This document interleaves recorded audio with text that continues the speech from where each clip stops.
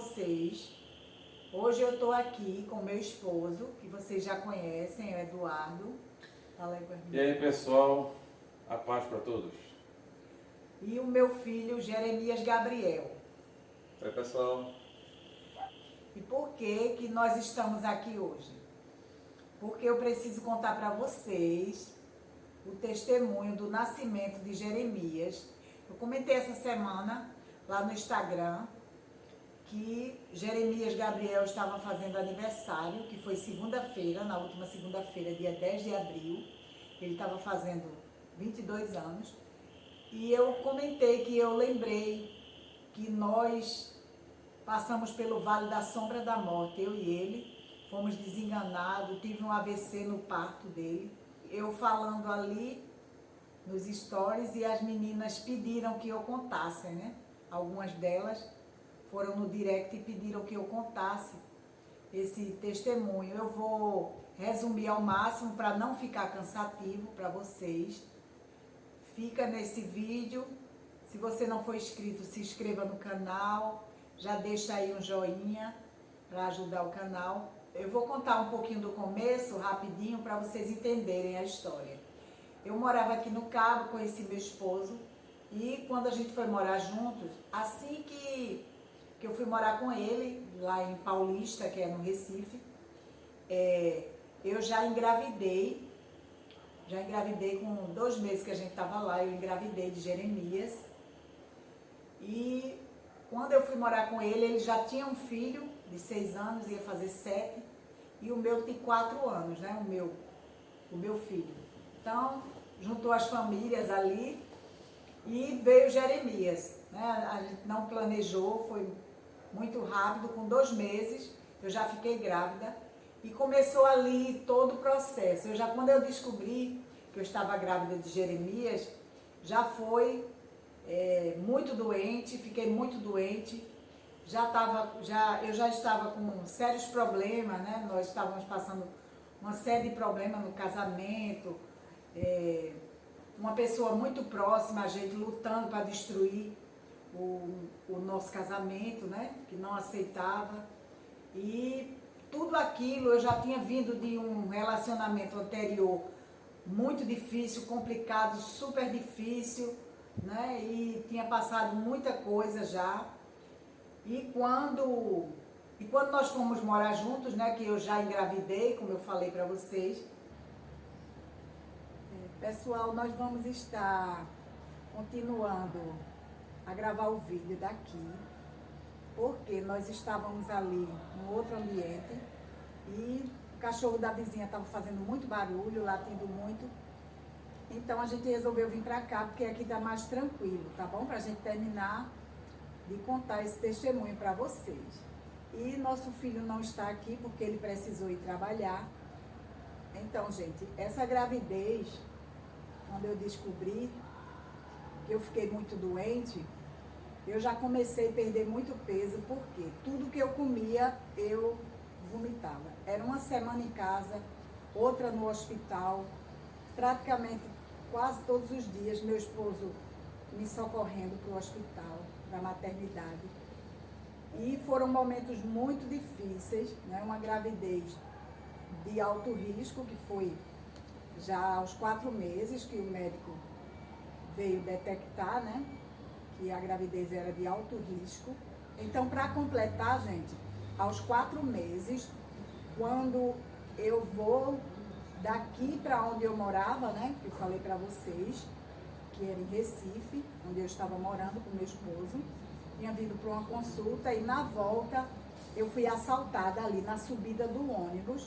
Um rapaz tomou a minha carteira, a minha bolsa, e eu já notei quando eu entrei no ônibus que ele tinha puxado a minha bolsa, e ali eu fiquei em choque, porque nunca tinha acontecido aquilo comigo. Eu fiquei em choque, eu estava com o meu filho menor, o meu filho de 4 anos, o Gustavo, o Bruno, eu estava com ele, e na hora eu fiquei assim, em choque.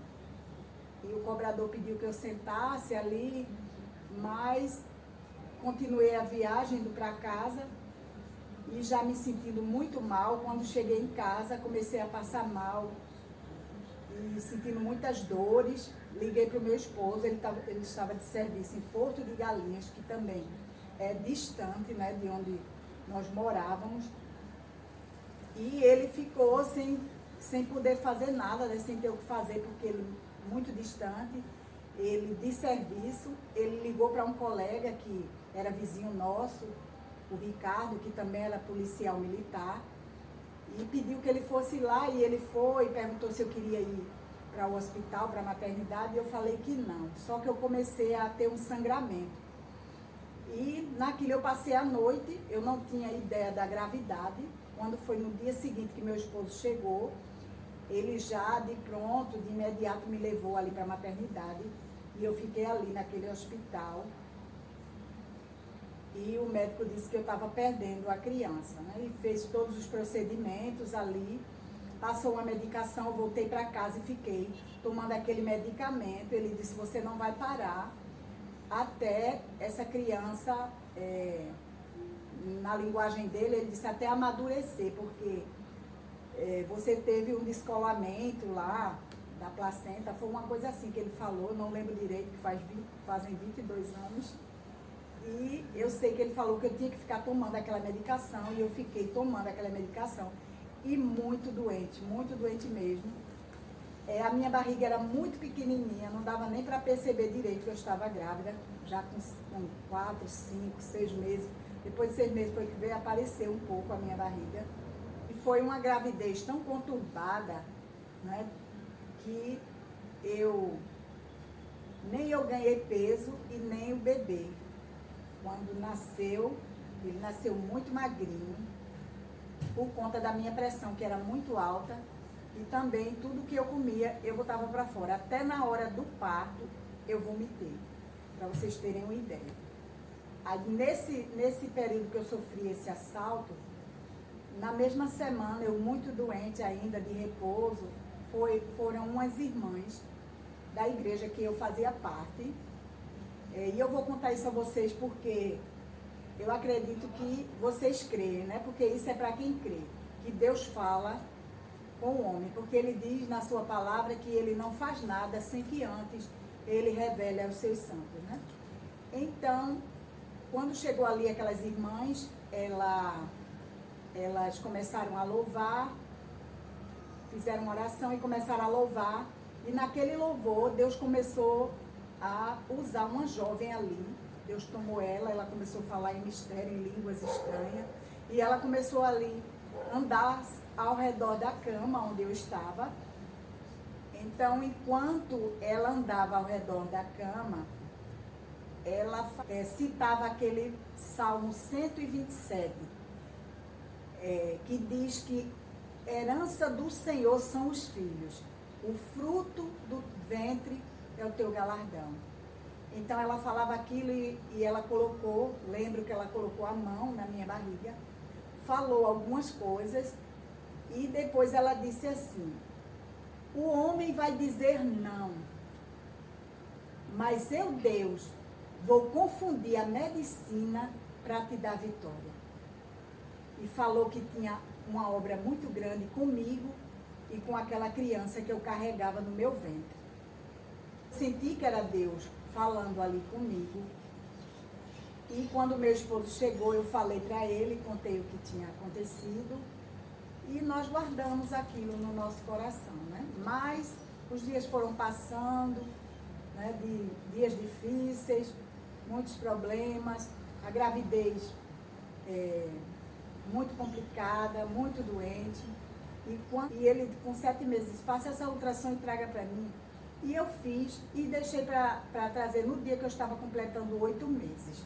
Quando eu cheguei no consultório, que eu me consultava aqui no Cabo, e eu morava lá em Paulista, como eu já falei para vocês, quando eu vinha no ônibus, eu comecei a sentir como que fosse umas formiguinhas assim, aqueles formigamentos no rosto, no lado do rosto, como se fosse um monte de formiguinha me mordendo, e sentia algo puxando o meu olho assim.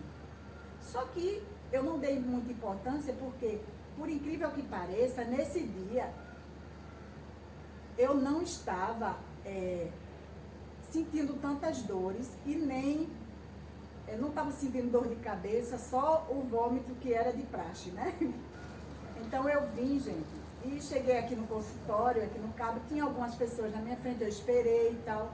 Quando terminou, eu fui a última a ser atendida. Gente, eu quero dizer a vocês, se vocês perceberem algum barulho, é porque eu moro perto do setor aqui de carga e descarga do Atacadão.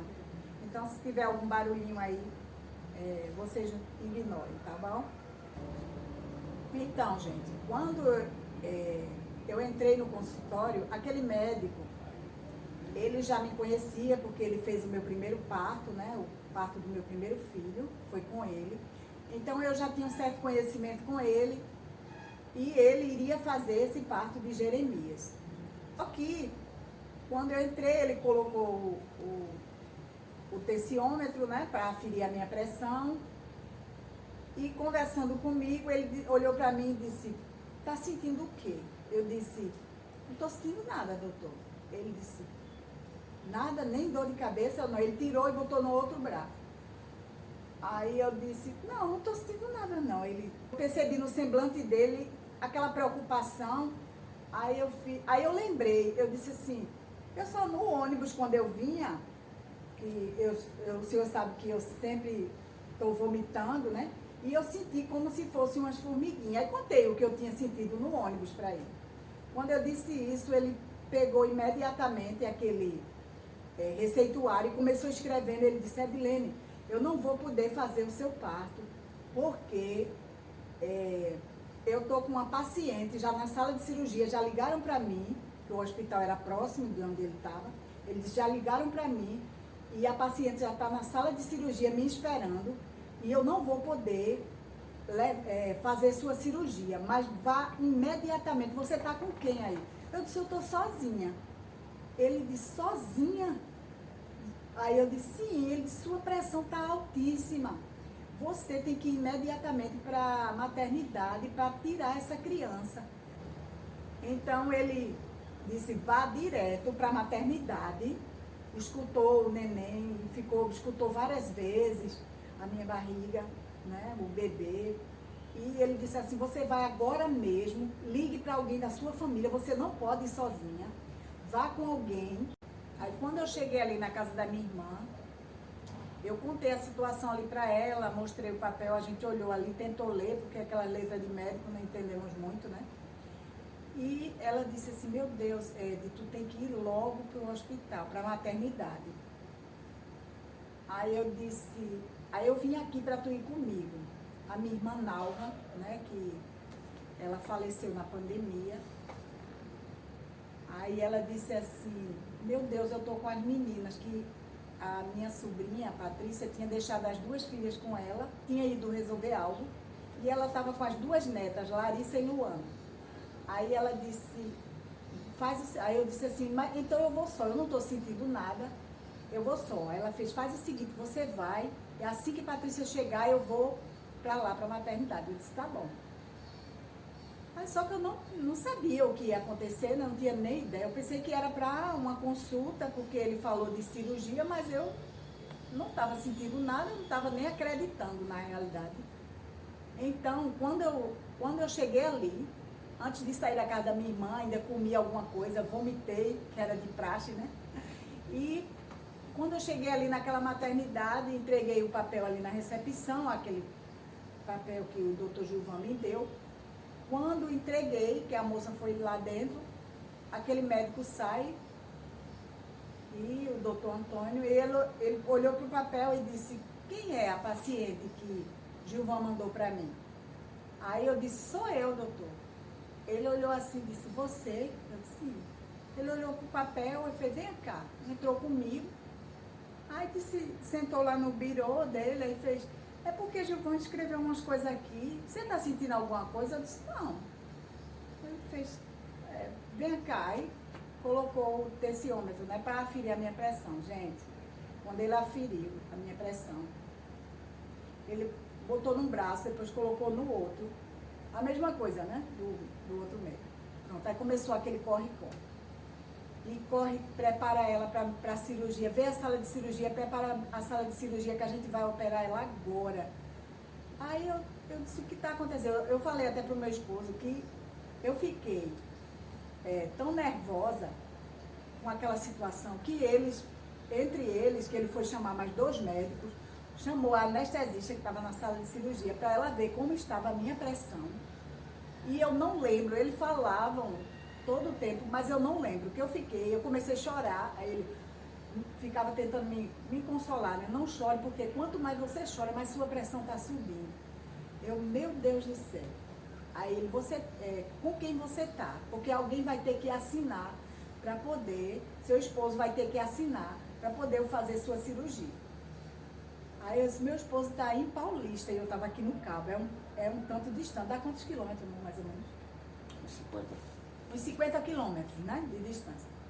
Então ele disse, passe o número do seu esposo para alguém aí, para a enfermeira, e ela vai entrar em contato com ele, porque eu só vou abrir você, foi assim que ele falou, eu só vou lhe abrir quando ele assinar. Eu disse, meu Deus, aí foi quando a ficha caiu, né? Eu vi que o caso realmente era grave. Daí a enfermeira ligou pro meu esposo falou que o primeiro carro que apareceu lá, ele pegou, foi uma Kombi que ia passando, ele falou com o rapaz, e o rapaz trouxe ele até no hospital, ele pegou a roupa do bebê, que tinha uma coisa que eu não tinha nem lavado ainda, ele jogou dentro da bolsa e veio embora correndo pro hospital. Quando ele chega junto a minha irmã também, chegou na mesma hora. Ele falou que a minha mãe veio junto, só que eu não lembro da minha mãe estar junto. Eu lembro que eu vi a minha irmã e o rosto dela vermelho, percebi que ela tinha chorado, e o médico saiu com eles dois para o outro consultório, ao lado.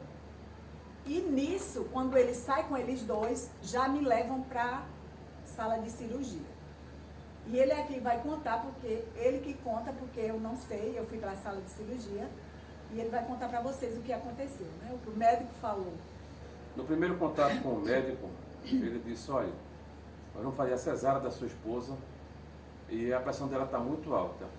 Nós vamos tentar salvar a criança, porque sua esposa nós não vamos conseguir.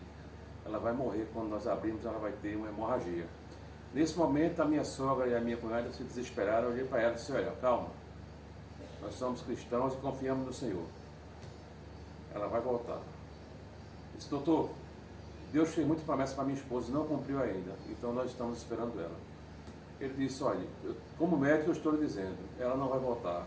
Eu disse, como cristão, eu estou lhe dizendo, ela vai voltar.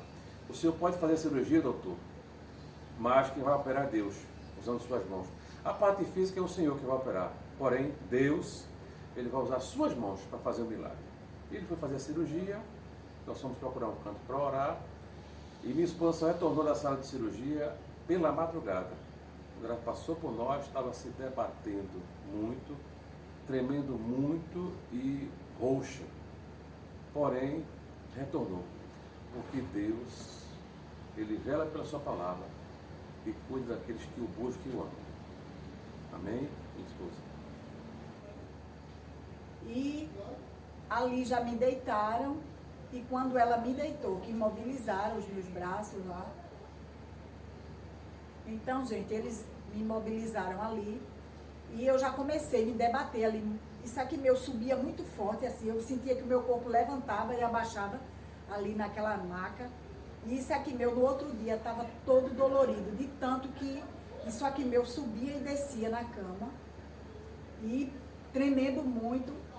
E o médico falou, vai ter que subir 2 em cima dela. Então subiram 2 enfermeiras, colocaram aquelas escadinhas do lado, e subiram as 2 e ficaram aqui, ó, segurando, apertando essa parte aqui do meu peito, para o médico poder abrir a minha barriga e tirar aquela criança. E quando eles tiraram, eu ainda vi, quando a enfermeira passou aqui do meu lado assim, com ele não chorou, nasceu preto que parecia uma jabuticaba, bem preto, e nem chorou, não tinha pelo, não tinha nada. Eu fiquei na hora assim, não tinha reação porque eu estava com aquele respirador, né, mas eu vi quando ela passou, ele não chorou, e ficaram lá tentando reanimar. Depois, com o tempo, eu escutei só aquele gemidinho mas não foi nenhum choro assim de bebê. E ali as enfermeiras me segurando, eu não fiquei com sequela nenhuma, né, daquele AVC. Isso causou admiração entre os médicos.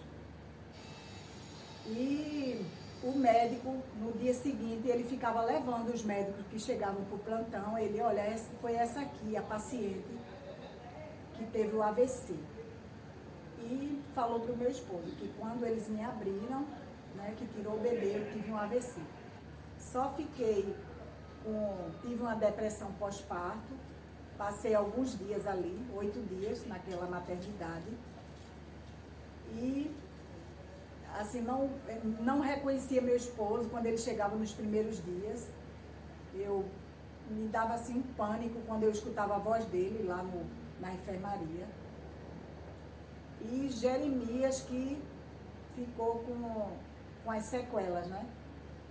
Ele sobreviveu, graças a Deus, mas o médico falou que achava que ele também não ia resistir, né? Porque ele nasceu tendo umas paradas. A gente ficou com ele até 4 meses, não foi, filho? Até 4 meses. Ele ficava todo roxo, a boca roxa, os olhos, as mãozinhas e os pés ficavam bem roxo mesmo, escuro, quase preto. E a gente andou para vários médicos, neurologista, cardiologista infantil, todo pediátrico, né? Cardiologista pediátrico, neurologista. Fomos para vários especialistas e eles sempre falavam que era um problema no coração. Só que uns diziam que era sopro, outros diziam que era uma causa indefinida, que talvez ele tivesse que viver com aquilo. Passaram até uma medicação para ele, né, aquele Gardenal de início, mas depois o outro médico suspendeu. E eu sei que nós ficamos até 3 meses e meio nesse sofrimento. Nós revezávamos à noite, colocamos o becinho dele ao lado da cama e eu ficava com a mão em cima dele, porque assim mais ou menos de hora em hora, né, amor? Às vezes não passava nem uma hora, ele começava a se estremecendo, como se ele tivesse uma convulsão.